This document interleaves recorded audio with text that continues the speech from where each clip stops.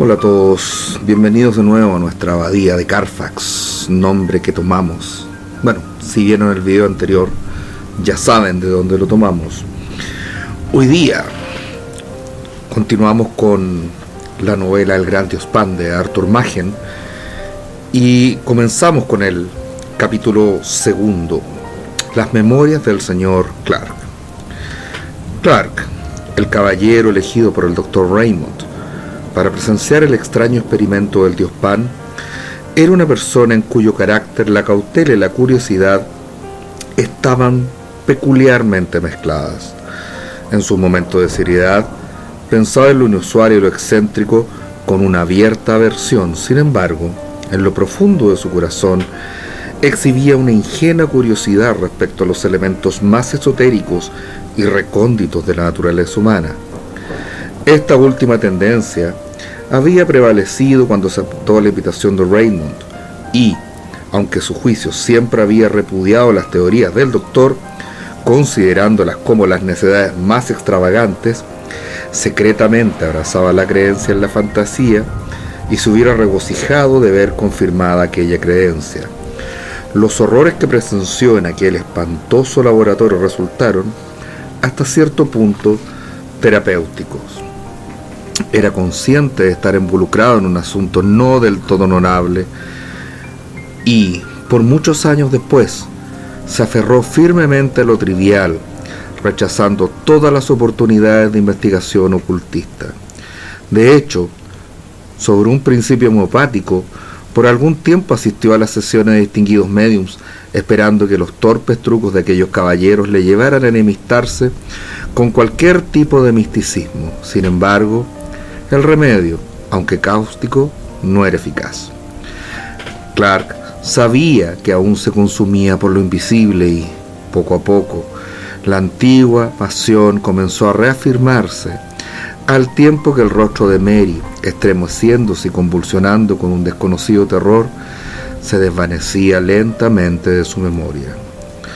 Ocupado todo el día en labores tanto serias como lucrativas, la tentación de relajarse por la tarde era muy grande, especialmente durante los meses de invierno, cuando el fuego echaba un cálido fulgor sobre su cómodo departamento de soltero y una botella de algún vino escogido descansaba presto a la mano. Una vez digerida la cena, haría una breve pretensión de leer el periódico de la tarde. Sin embargo, el mero catálogo de noticias palidecía pronto ante él y Clark se descubría echando vistazos de cálido deseo en dirección de un antiguo escritorio japonés que se erguía en una agradable distancia del hogar.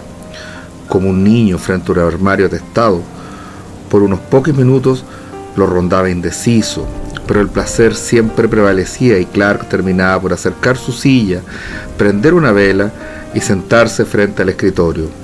Sus casilleros y cajones rebosaban con documentos acerca de los más mórbidos temas, y en su espacio cerrado descrazaba un gran volumen manuscrito en el cual esmeradamente había introducido los tesoros de su colección. Clark sentía un magnífico desdén hacia la literatura publicada. La historia más fantasmagórica dejaba de interesarle si resultaba estar impresa. Su único placer se encontraba en la lectura, compilación y reorganización de lo que él llamaba sus memorias para probar la existencia del diablo y, entregado a esta ocupación, la tarde parecía volar y la noche parecía muy corta. Durante una velada en particular, una horrible noche de diciembre oscurecida por la niebla y congelada con escarcha, Clark apuró su cena y, escasamente, se dignó a observar su acostumbrado ritual de tomar el periódico y dejarlo nuevamente a un lado.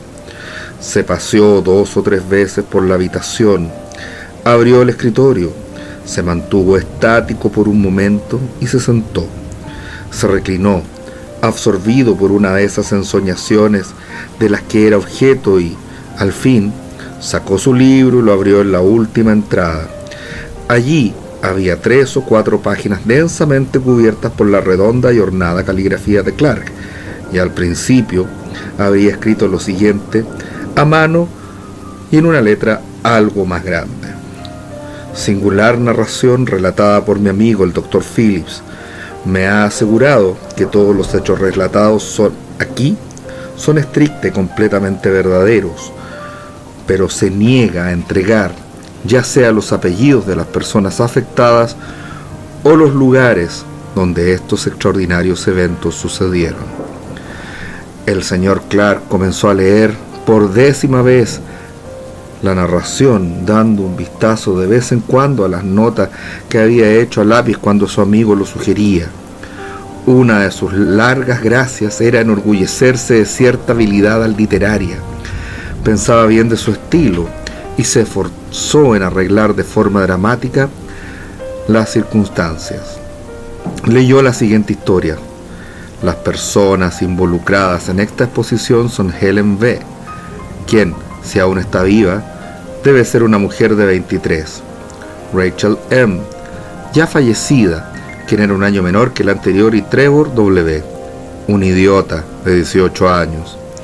Estas personas, durante el periodo de la historia, habitaban en una villa en los límites de Gales, un lugar de alguna importancia durante la época de ocupación romana, pero ahora un caserío disperso de no más de 500 almas.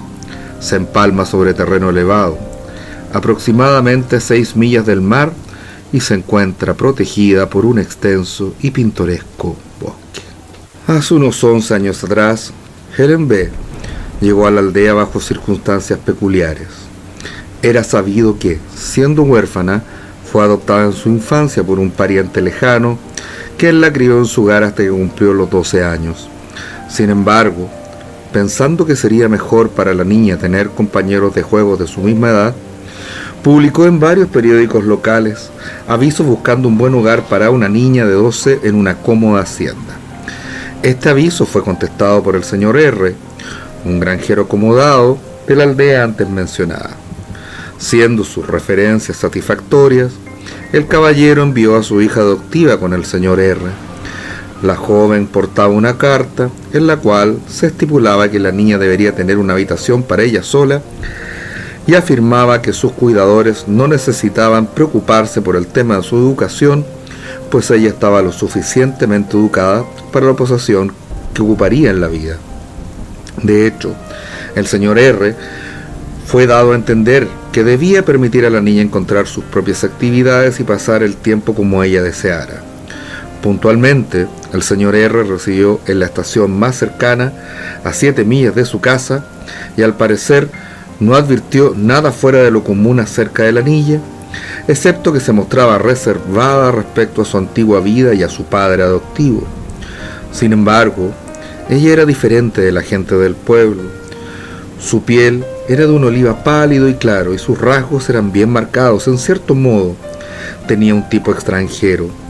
Al parecer, se acostumbró fácilmente a la vida de la granja y se convirtió en la favorita de los niños, quienes algunas veces la acompañaban en sus vagabundeos por el bosque, ya que este era su pasatiempo preferido. El señor R. relata que conocía los vagabundeos solitarios de la joven, salía inmediatamente después del desayuno y no retornaba hasta después del atardecer, y que, sintiéndose intranquilo de que una jovencita se encontrara sola fuera de casa por tantas horas, se comunicó con su padre adoptivo, quien respondió en una breve nota que Helen debía hacer lo que eligiera.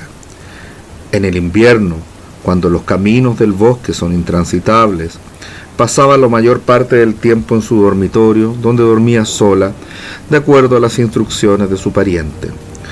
Fue durante una de esas expediciones al bosque cuando sucedió el primero de los singulares incidentes de los cuales la niña está conectada, siendo aproximadamente un año después de su llegada al pueblo.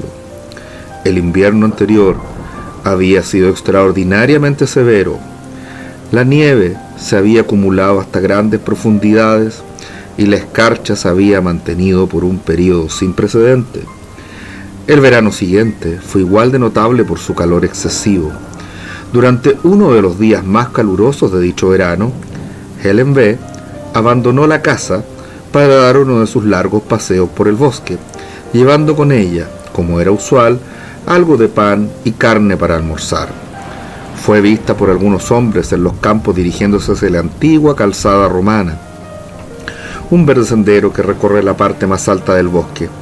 Se sorprendieron al observar que la niña se había quitado el sombrero, a pesar de que el calor del sol era casi tropical. Mientras pasaba, un obrero de nombre Joseph W. trabajaba en el bosque cerca de la calzada romana. A las 12 del día su hijo, Trevor, le llevó al hombre su comida de pan y queso. Después de la merienda, el chico, de aproximadamente 7 años en aquella época, dejó a su padre en el trabajo para buscar flores en el bosque, y el hombre, que podía escucharlo gritar con deleite ante sus descubrimientos, no se sintió tranquilo. Sin embargo, repentinamente se horrorizó al escuchar los gritos más espantosos, evidentemente producto de un gran terror, que procedían de la dirección en que su hijo había ido. Rápidamente dejó sus herramientas y corrió para ver qué había sucedido. Siguiendo su pista por el sonido, encontró al pequeño niño corriendo precipitadamente y se encontraba, era evidente, terriblemente asustado. Al preguntarle, el hombre se enteró de que el niño, luego de recoger un ramillete de flores, se sintió cansado y se acostó en el pasto, quedándose dormido. Fue súbitamente despertado, como relató, por un ruido peculiar, una especie de canto, así lo llamó, y, atisbando a través de las ramas, vio a Helen B. jugando en el pasto con un extraño hombre desnudo, a quien fue incapaz de percibir con más detalle. Dijo haberse sentido terriblemente asustado y que corrió alejándose y llamando a su padre. Joseph W. se dirigió al lugar indicado por su hijo y encontró a Helen B. sentada en el pasto en el centro de un claro o de un espacio abierto dejado por los quemadores de carbón. Irritadamente la culpó de haber asustado a su pequeño hijo, pero ella negó completamente la acusación y se rió de la historia del niño sobre un hombre extraño, historia a la cual él mismo no le atribuía mucho crédito. Joseph W. llegó a la conclusión de que el niño había despertado con un súbito temor, como a veces le sucede a los niños. Mas Trevor persistía en su historia y continuó en aquel evidente estrés hasta que finalmente su padre lo llevó a casa, esperando que su madre fuese capaz de consolarlo. Sin embargo, por varias semanas el niño le dio a sus padres muchas preocupaciones. Sus maneras se tornaron nerviosas y extrañas, negándose a abandonar la cabaña solo y alarmando constantemente a la familia al despertar, gritando: «¡El hombre del bosque! ¡Padre! ¡Padre!».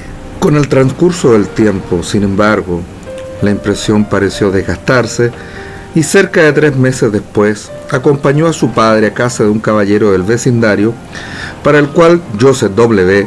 ocasionalmente trabajaba.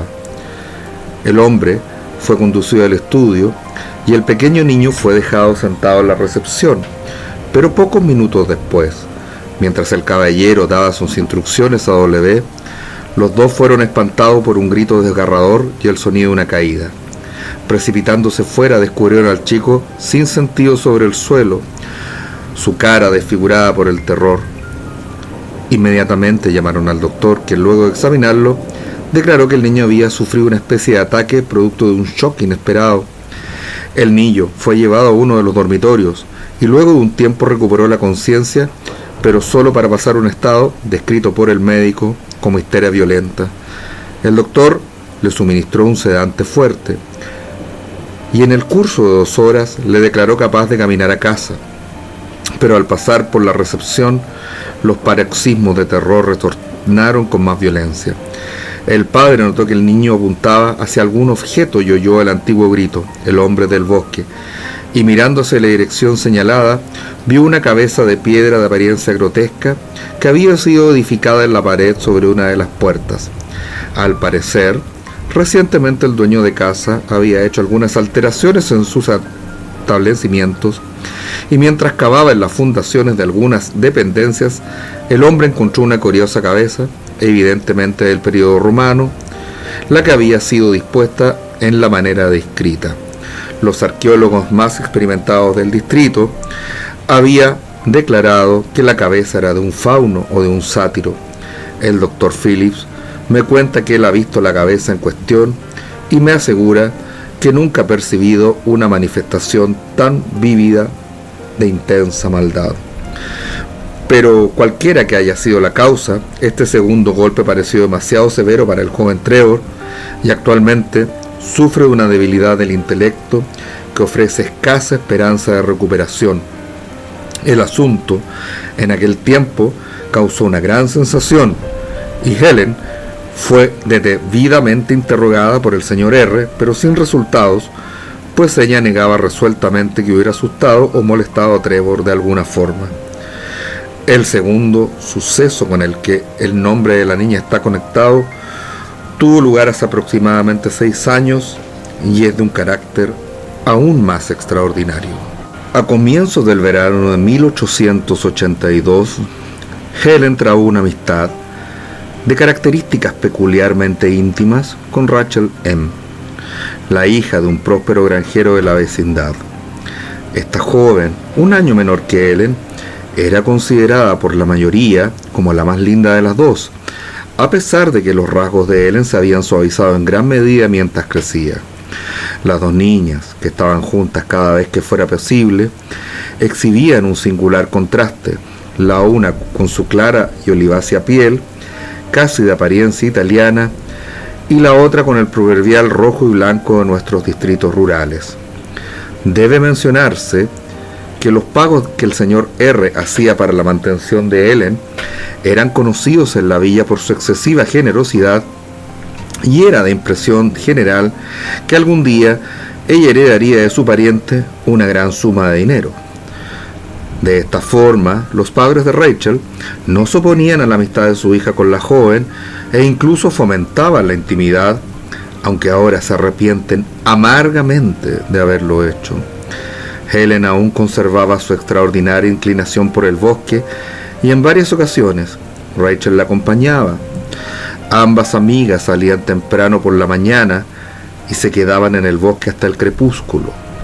Una o dos veces después de aquellas excursiones, la señora M notó algo peculiar en el comportamiento de su hija. Se la veía ida y lánguida, como ha ido expresado, diferente a sí misma. Sin embargo, estas peculiaridades le parecieron demasiado insignificantes como para ser comentadas. Mas una tarde, luego del retorno de Rachel al hogar, su madre oyó un ruido que sonaba como un llanto reprimido en la habitación de la joven, y al entrar la encontró tirada sobre su cama, medio desnuda, evidentemente presa de una gran angustia. Tan pronto como vio a su madre, exclamó: «¡Ah, madre, madre! ¿Por qué me permitiste ir al bosque con Helen?». La señora M se sorprendió frente a tan extraña pregunta y procedió a indagar. Rachel le relató una extravagante historia. Contó que Clark cerró el libro con un estruendo y volvió su silla hacia el fuego. La tarde en que su amigo se encontraba sentado en aquella misma silla narrando su historia, Clark lo había interrumpido en un punto algo posterior a este, cortando sus palabras en un paroxismo de horror. «¡Dios mío!», exclamó. Piensa en lo que estás diciendo. Es demasiado increíble, demasiado monstruoso. Cosas como esas no pueden suceder en este modesto mundo, donde los hombres y mujeres viven y mueren y luchan y conquistan, o quizá caen bajo el dolor y el arrepentimiento y sufren de extrañas suertes por varios años, pero no esto. Phillips, no cosas como esta. Debe haber alguna explicación, alguna salida de este terror, porque, hombre, si tal situación fuera posible, nuestra tierra sería una pesadilla».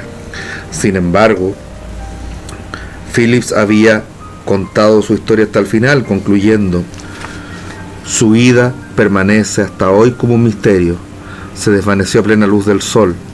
La vieron caminando por una pradera y pocos minutos después ya no estaba allí».